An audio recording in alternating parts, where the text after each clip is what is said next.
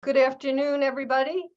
Welcome and thank you for joining us today. My name is Lauren Gilbert. I'm the Senior Manager for Public Services here at the Center for Jewish History, which is a collaborative home for 5 partner organizations that together form the largest archive on the modern Jewish experience outside of Israel. A few things before we get started. You'll see that the chat is disabled for participants, so please put your questions in the Q&A box. We'll get to your questions at the end, but you can put them in as we go along, and there's no need to raise your hand. Today's program is being recorded and will be available on the Center's webpage and YouTube page within a week or two. And if you registered for today's program, you will receive an email with the link to the program recording. If you'd like to view the automated captions for this program and you're not seeing them, you can click on the closed caption or CC button at the bottom of your screen. All right, well, let me introduce Natalie and we can get started, and we'll be wrapped up within about an hour. So Natalie Livingstone was born and raised in London. She graduated with a first-class degree in history from Christ's College, Cambridge in 1998. She began her career as a feature writer at the Daily Express and continues to contribute to Tatler, Harper's Bazaar, US Vogue, The Wall Street Journal, Elle, The Times, and The Mail on Sunday. Her first book, the Sunday Times bestseller, The Mistresses of Cliveden, which tells the story of 5 extraordinary women who inhabited a remarkable house, has been optioned by Carnival Films, the television drama company behind Downton Abbey. Her second book, The Women of Rothschild, which is what we are discussing today, was published in November 2021 to widespread critical acclaim and has also been optioned for TV. We can put a link in the chat to purchase the book on Amazon. Of course, you can purchase it from your favorite independent bookseller as well. But it's this book that brings Natalie here virtually today to discuss it. So let me start screen sharing and we can get into our conversation. Thank you so much for joining us, Natalie. Oh, it's an absolute pleasure to be here. I hope everyone can hear me okay. Well, I can, so I'm assuming that they can as well. We'll take that as a good sign. Yeah. Why don't we start off? Can you tell us how you came to write this story? I know your first book was a history of women as well. So how did you come to this story? Well, I was absolutely fascinated by reclaiming these stories that haven't been told before. And it really became something of a passion for me. And my first book was about the stories of 5 women from Cliveden in the UK. And this book really captured my twin passions of the study of female history and the study of Jewish history. And it became a journey of passion and discovery. And I can go on about the sources that I first came to that really ignited my interest. If you want me to. Well, yes, as a librarian, I always start these conversations with asking about the research process, because I know I think in your introduction to the book, you talk about how they wrote endless letters. So can you tell us how you actually found the sources and where you went? Well, Charlotte Rothschild wrote, "We Rothschilds are inveterate scribblers," but I had no idea what the project, just how much it was. An article that really my interest was an article written by Miriam Rothschild, and it was written in 1994 for an exhibition in Frankfurt to mark 200 years since the birth of the founding father of the Rothschild dynasty, Meyer Amschel Rothschild. And in this article, Miriam speaks about the women of her family, and she says 2 very interesting things. First of all, she cites Naomi Shepherd, the Jewish historian and writer, who says that in the whole story of Jewish literature, women are a footnote in Jewish history, which I found fascinating.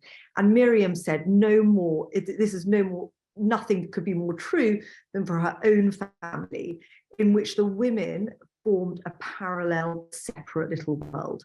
And I was absolutely intrigued by what this parallel, separate little world was.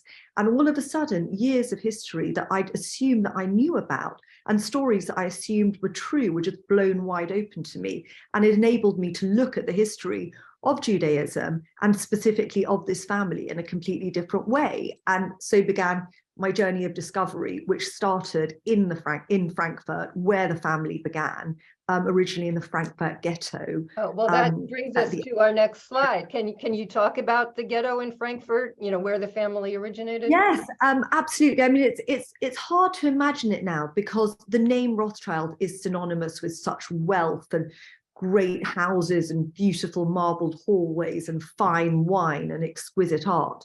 But actually, the origins of the family were far more prosaic than that. The family were born into the Frankfurt ghetto, which was really the most horrendous cradle for anyone to be born in. It was dark, it was crowded. Since 1462, the Jews of Frankfurt had been confined to a strip of land, a very narrow strip of land that curved along the edge of the city's eastern fortifications. And this was called the Judengasse, which was the Jews' lane.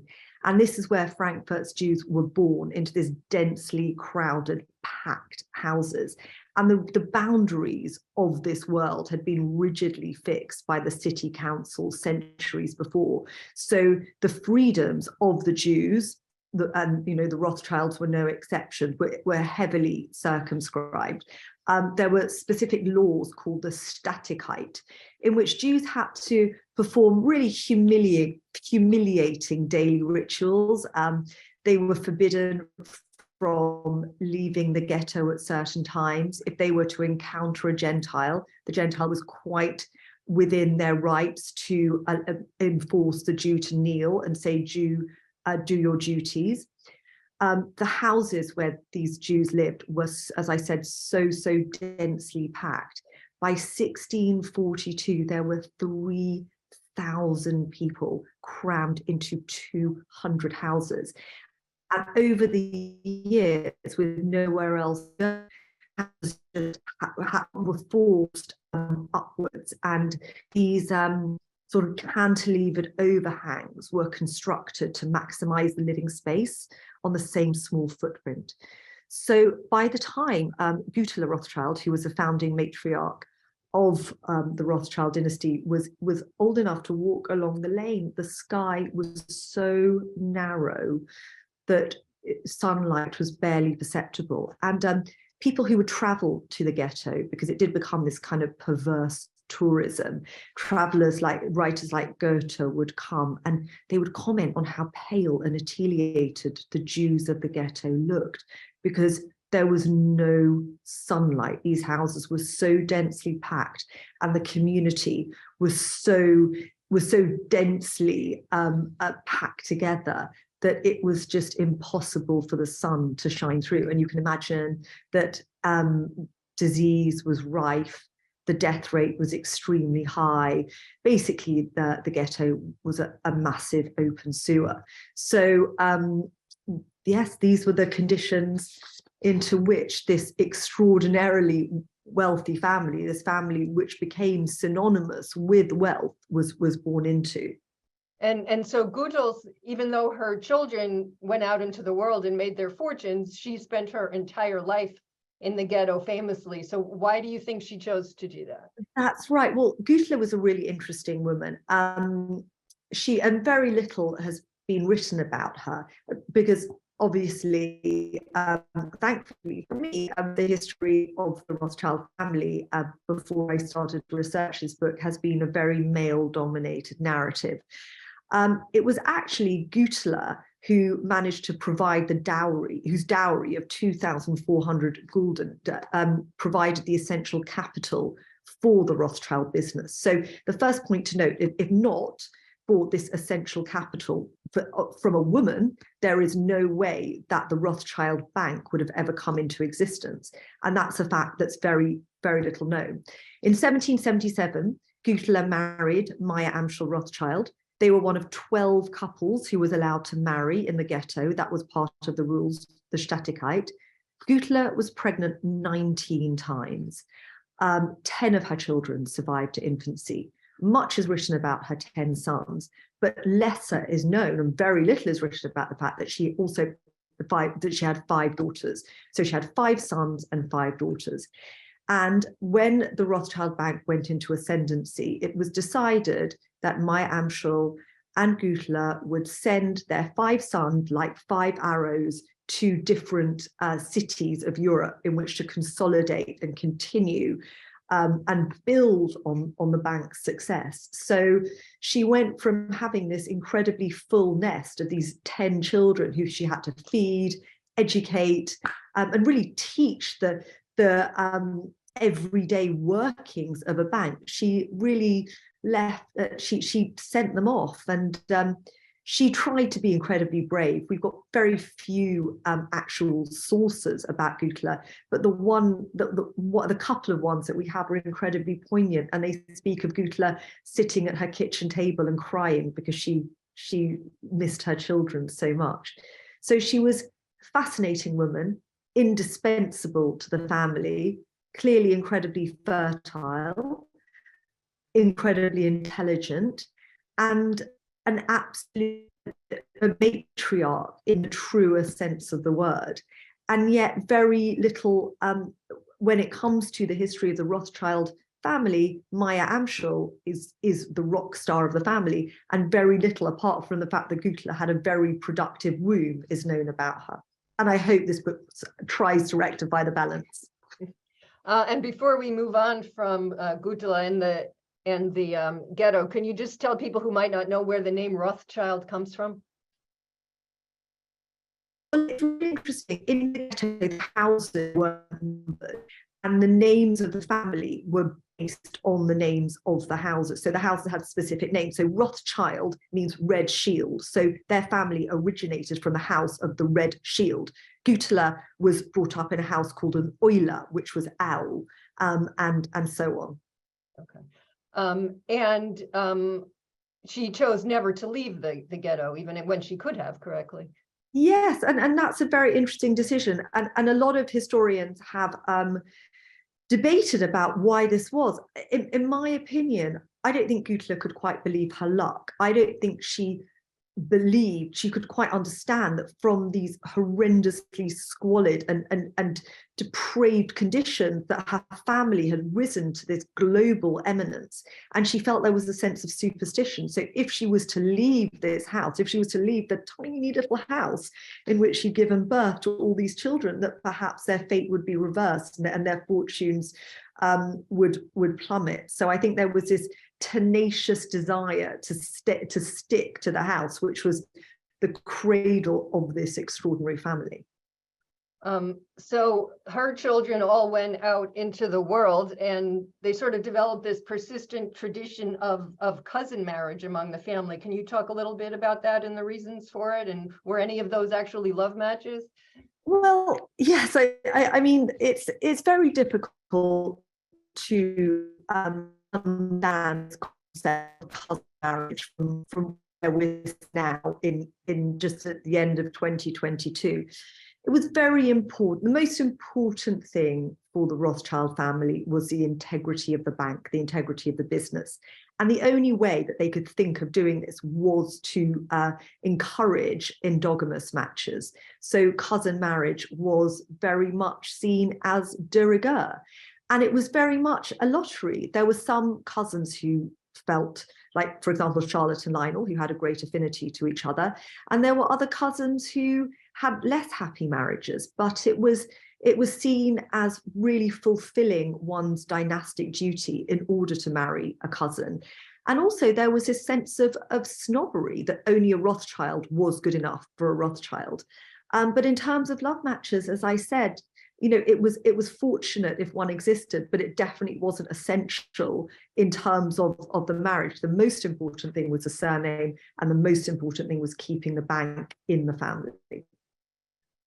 So while the women were excluded from the family business, as I learned from your book, the Rothschild women really still managed to exert their influence behind the scenes in various spheres, including politics. So can you talk about their activities in support of Jewish emancipation in England?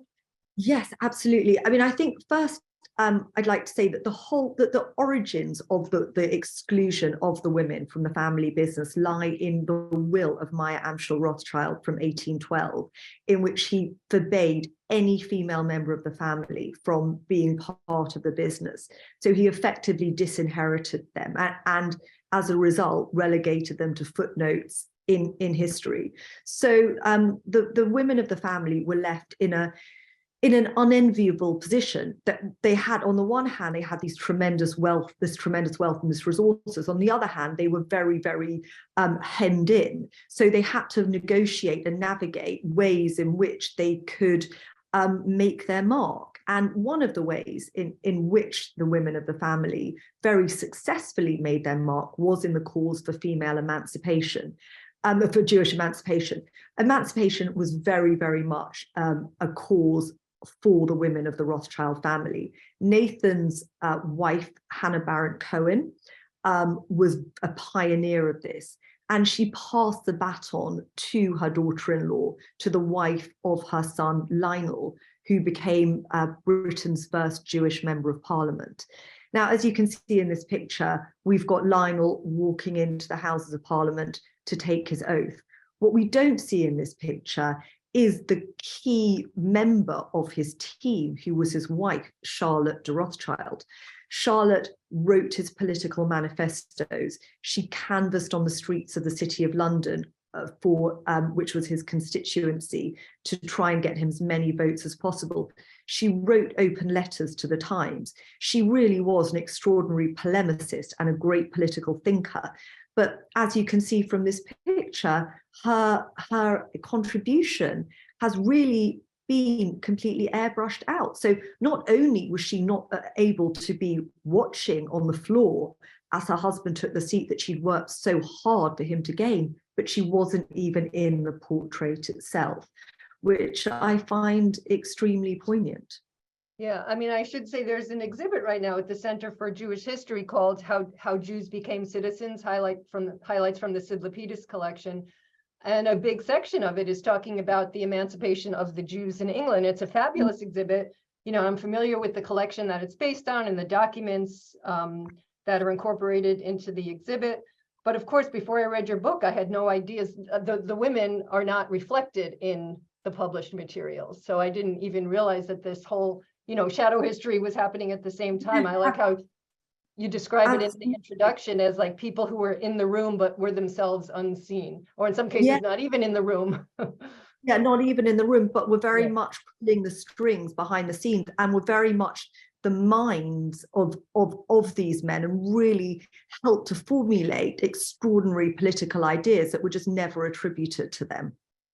And there's another area in which some of the women of the family were active, and that's in philanthropy and literature, even if their name wasn't on it. So can you tell us a little bit about that?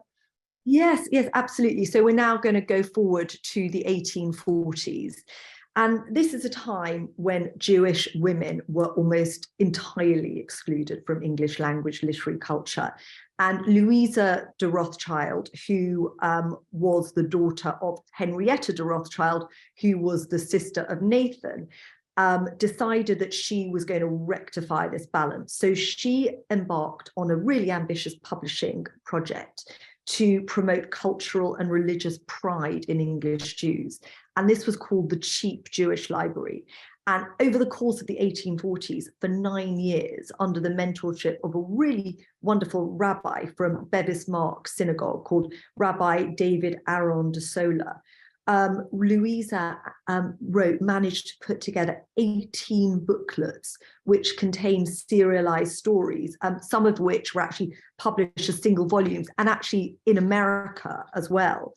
And these stories were intended to promote loyalty and an awareness of religion and the Jewish culture, and this idea that spiritual integrity was superior to wealth, which is kind of ironic for Rothschild women to do. But the deepest irony of it is that despite 9 years, nearly a decade of working on this extraordinary project, Louisa was unable to put her name to it. In fact, the only person who knew that she was working so hard at this endeavor was her mother, Henrietta. So this incredible creative force that was Louisa was just completely excised from the history books. And it's only after a little bit of digging that one realized that it was not in fact her mentor, the rabbi, who wrote and put together these books. It was in fact a Rothschild woman.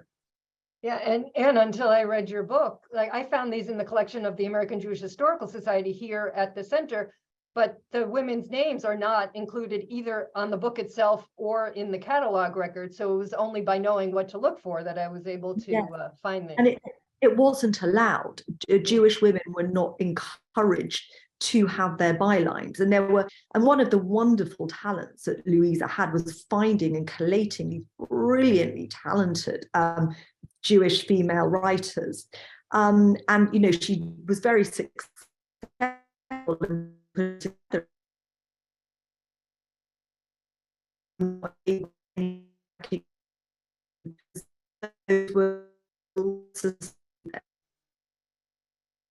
You're kind of coming in and out, Natalie. Am I? Can you hear me now? I can hear you again. Yep. Okay. So moving on a little bit, something we really get from your book is just how incredibly famous they were in their day. I mean, was that just because of their wealth? So, and can you describe the tenor of the media coverage of their comings and goings and that kind of thing? Yeah, absolutely. I mean, the Rothschilds became one of the most famous families, I think, in Europe, one of the most famous families in England, and certainly the most famous Jewish family in England. And every single movement was reported in the press. They were celebrities of their day. They built palatial houses, as you can see from this picture of Waddesdon Manor. They held the most glamorous parties. They had the most magnificent art collections. So there was so much they were technicolored characters that basically made the pages of the newspapers come alive. And of course, you know, then as is now, you know, the lifestyle of incredibly wealthy, famous people sells newspapers, and the Rothschilds were certainly fodder for this. So any editor worth their weight would know that if they wrote about the Rothschilds, their newspaper would be popular. So at some point, some of the daughters started marrying out of the Jewish faith. Can you talk about that and the reaction of the family? Yes, I mean, I guess it was inevitable, but then history always seems inevitable when you look back on it. And in fact, the first the first woman who decided to marry out of the family was in fact the daughter of Hannah and Nathan. So it was very, very early on, and she was the sister of Lionel. Her name was Hannah Meyer, and she was the fifth daughter of Hannah Barrett Cohen and Nathan. And the way that these Rothschild children had been brought up was in an incredibly accultured environment. Their mother Hannah was determined for them to blend into English high society, and she did this job so well that actually Hannah, in particular Hannah Meyer, found that she had nothing in common with her German Rothschild relatives, and in fact she had a lot more to say to English aristocrats than she did to her Jewish, you know, her fellow Rothschild family. So when she met a dashing aristocrat and politician, Henry Fitzroy, she fell in love, and she had to make the very difficult decision to renounce her Judaism, convert to Christianity.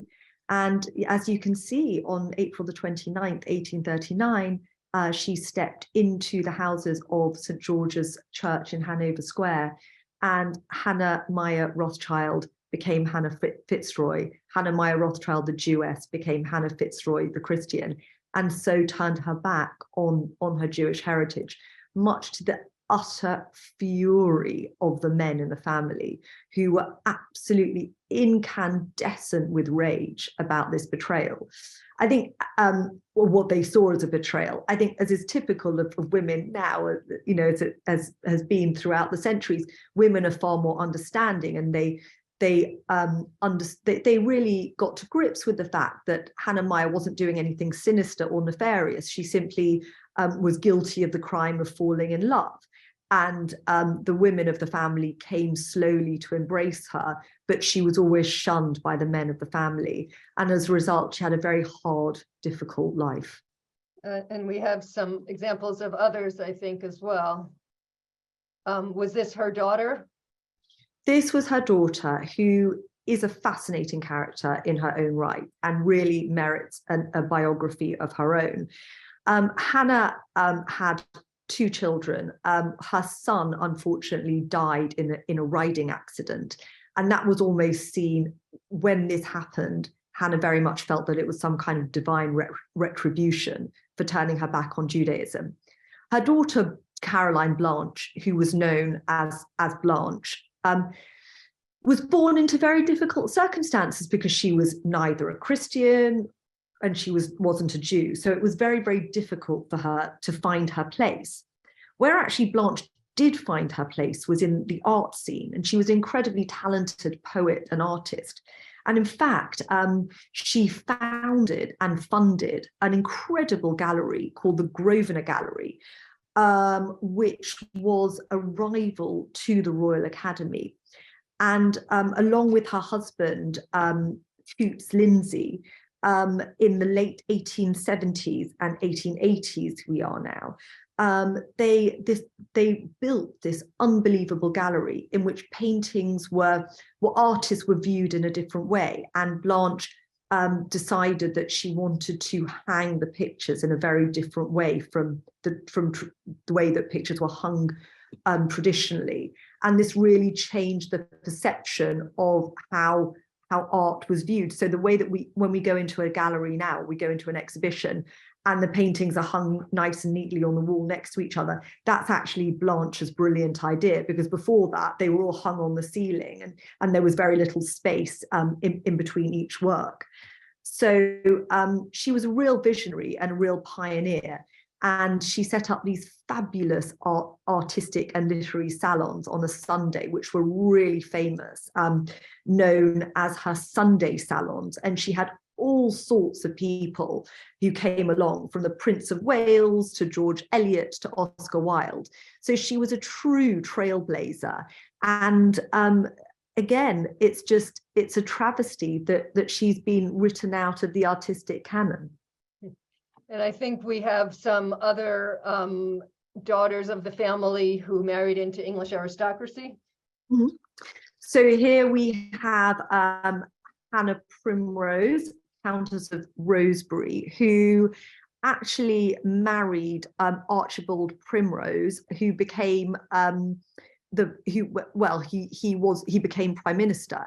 And she funded his campaign. She was at the head. She spearheaded his campaign.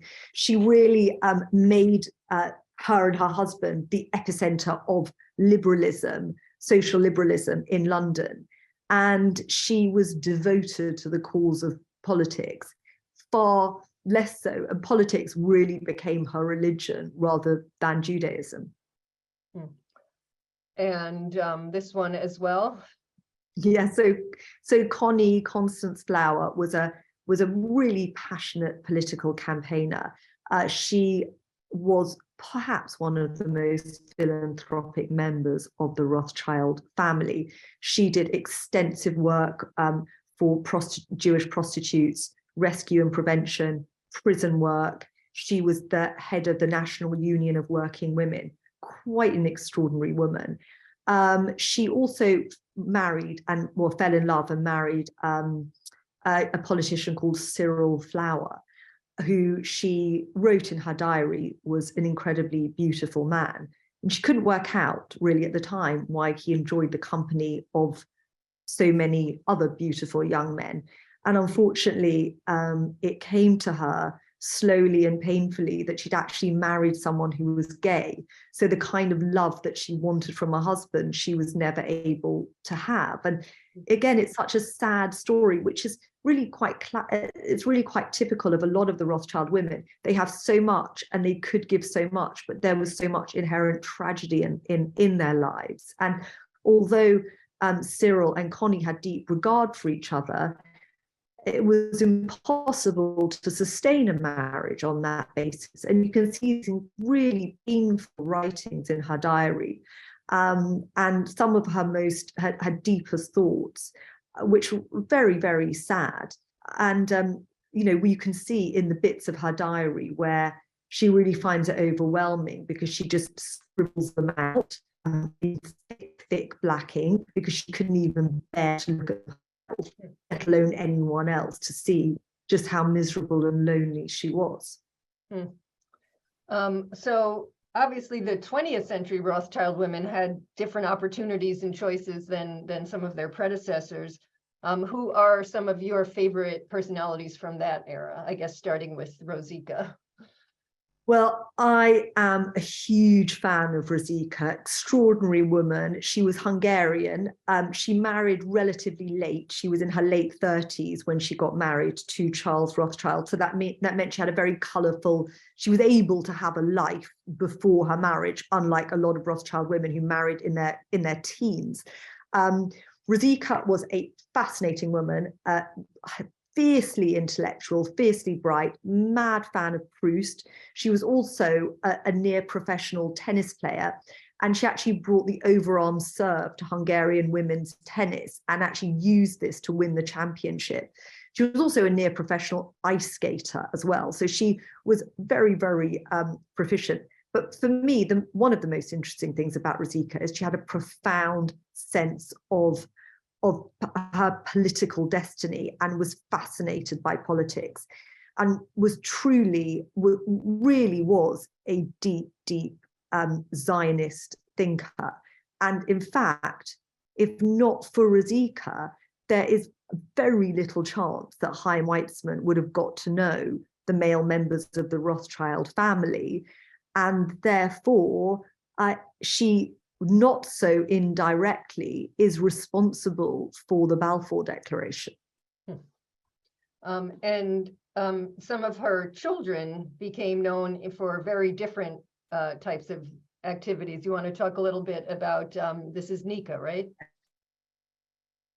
Yes, this is Nika. I don't think there are siblings more fascinating or colourful than these Rothschild children. So in front of us we have Baroness Kathleen Annie Panonica, who was known as Nika. Nika was a fascinating woman, Rosika's daughter, brought up as a traditional Rothschild girl. She married in a very conventional way, but on her 40th birthday, she listened to a record from a jazz musician called Thelonious Monk, who's pictured here. And she had this wild epiphany. And she realized that her calling was to be a patron of the jazz scene. So she left her husband, Jules, and her 4 children, and she decamped to America. And she became the queen of jazz in America. She looked after Thelonious Monk for most of his life. She became his support, his stability, his patron, and she lived in various hotels. She had a wild, crazy time. She loved a party. She loved a drink. Eventually, she ended up living in a house with 106 cats. So she really was an extraordinarily crazy, colourful, and just wildly eccentric woman who paved her own way and lived life according to her rules and was totally unashamed about it, which I think is unbelievably inspiring. And her sister Miriam was very notable in her own right, correct? Absolutely. So if Nika was the jazz baroness, Miriam was known as the Queen of Fleas. Miriam was a self-educated scientist. She taught herself actually how to be a scientist by enrolling in night courses in Polytechnic. Her passion, her obsession was the flea, the humble flea, and her big scientific discovery was that she was able to understand why a flea was able to jump and she understood that it needed 140 Gs to accelerate, which was 20 times that of a space rocket re-entering the Earth. So she was absolutely passionate about fleas, but that was only one string to Miriam's extraordinary bow. Miriam was an ecologist far before her time, far before there was Stella McCartney or anyone was banging the drum for vegetarianism. There was Miriam Rothschild. She refused to wear any leather. In fact, she wore Wellington boots to go to Buckingham Palace. She was very, very incredibly passionate about environmentalism. She was a huge advocate for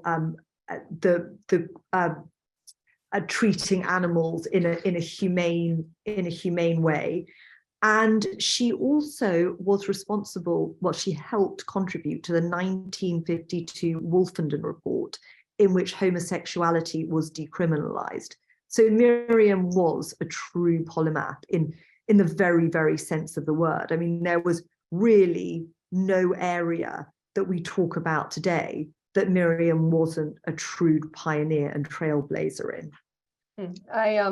Last year, I think in 2021, I did an event with an author of a book called X-Troop about the German and Austrian Jewish refugees who went to England and then ended up fighting against the Nazis for England, which is a great book, a fascinating story. But that's where I first learned about Miriam Rothschild, because she was married to one of the X-Troop members named George Lane. It's a great story, but so she was also involved peripherally in the war effort as well. Yeah, not only that, she worked at Bletchley Park as a decoder during the Second World War. I mean, there are no end to these women's talents. And actually, for a self-educated scientist, at the end of her life, she had 8 honorary doctorates, which is quite an extraordinary achievement. So that takes us through, the 20th century. How about today? Are there any Rothschild women that you know of still making their mark, and did they assist you with writing this book? Yeah, I mean, I think if there's one Rothschild woman who really embodies the spirit of all of her predecessors, it really is Hannah Rothschild, because Hannah now runs the bank. So she was the first Rothschild woman since 1812 to really be at the forefront of the bank. But that's not enough for Hannah. She also is a polymath. She's written books. She's actually written a magnificent biography of her great aunt Nika Panonica, the Baroness of Jazz. She's hugely involved in the art scene. She's a filmmaker. And yes, she was incredibly helpful to me with writing and researching the book. And I'm just really grateful to her input and her unbelievable wisdom and great sense of humor. So clearly in this book, you really focus on the history of the British Rothschild women, but they did branch out in other places around the world. So do you feel like there are more books to be written about the other women? I certainly do. And I welcome any brave historian to write any history of the French Rothschilds, the Austrian Rothschilds. It's their books just waiting to be told. Do you know what your next project is? Well, oh gosh, I'm working on it at the moment. I don't know. It will definitely be something to do with women and definitely something to do with Judaism. So I'm actually in the process of writing my proposal at the moment. So let's just hope I manage to, I hope I manage to interest a few publishers and we'll see. Yeah, we'll see. So I am going to stop sharing my screen and I'm going to check in on the Q&A and let's see what's coming in from the audience. There's a question from Deborah. Was the Frankfurt ghetto different from any of the ghettos in other cities of the time? Who imposed these rules? The city? Yeah, the city, the Christian Council and the Jews were basically at the mercy of the authorities. Was the Frankfurt ghetto different from any other ghetto? Frankfurt ghetto was the first ghetto. It was the oldest ghetto. I don't think any of the ghettos were particularly pleasant. I think that the Frankfurt ghetto was particularly a particularly hostile environment to live in. And yeah, it really was, it was close to being like hell. It was really a cauldron of Stygian gloom. which is incredibly sad to think of. And a question about Gudula, how did she know about banking, if she did? Well, her Gudula's father, Wulfer, was actually a very successful banker himself. He was Wulfer Schnapper. So she actually learned about banking and learned about the paraphernalia of a banking house from her childhood. So in fact, she was better educated about it than her husband.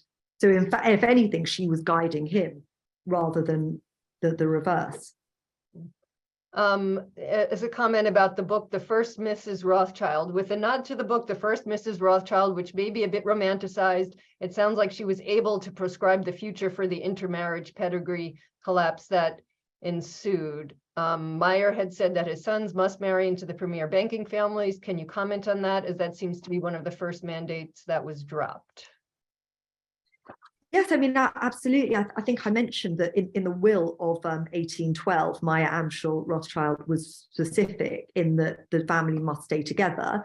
You know, the motto of the family is Integritas Concordias, which is, they believe in loyalty, sticking together. But I think unfortunate, and that was very much central to the Rothschilds' DNA. But obviously over time, this became eroded, and because the families were so accultured, because the families knew how important it was to fit in with their host nations and the Christian elites, obviously over time it was impossible for this unity to withstand the force of cultural change.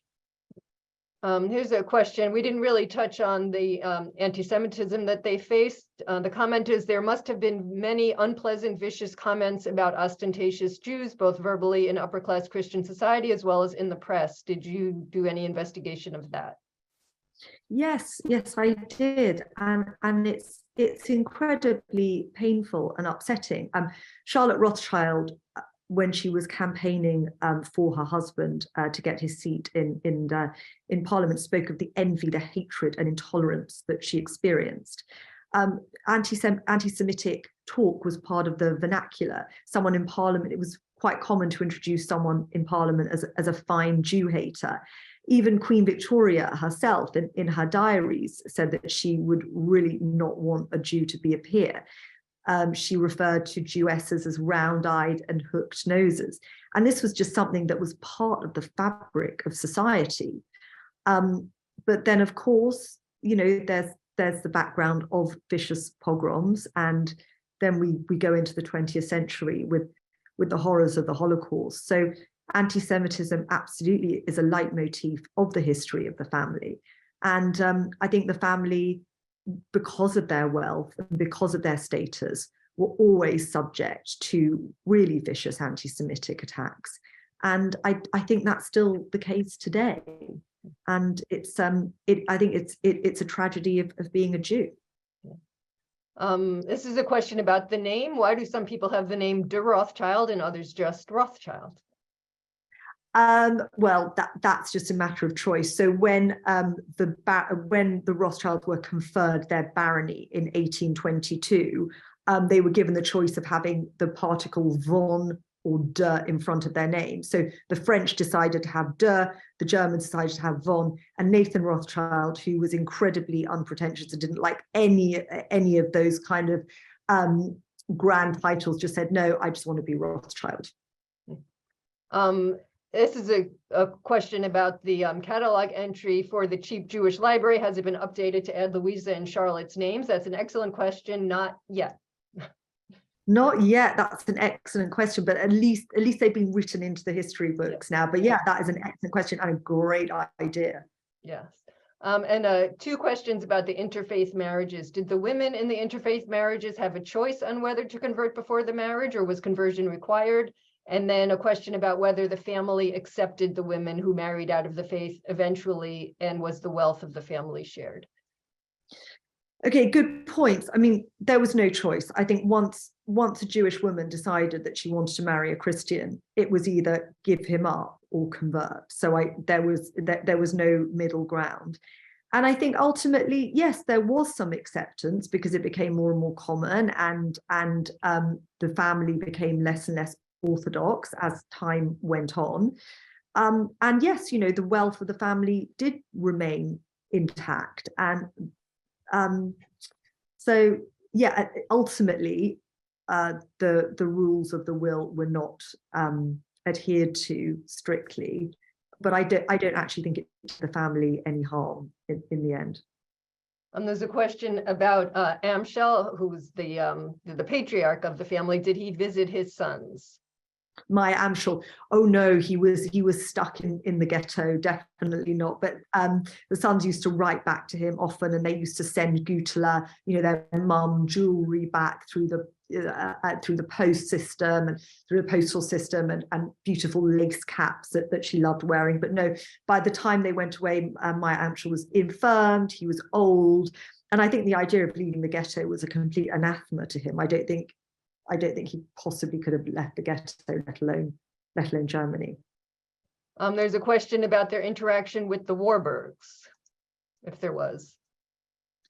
I'm not familiar with that. I mean, I'm sure that this is in America now, I imagine. I mean, I haven't read very much, but I could have missed a huge chunk of research. So I'd love to learn more about that if possible.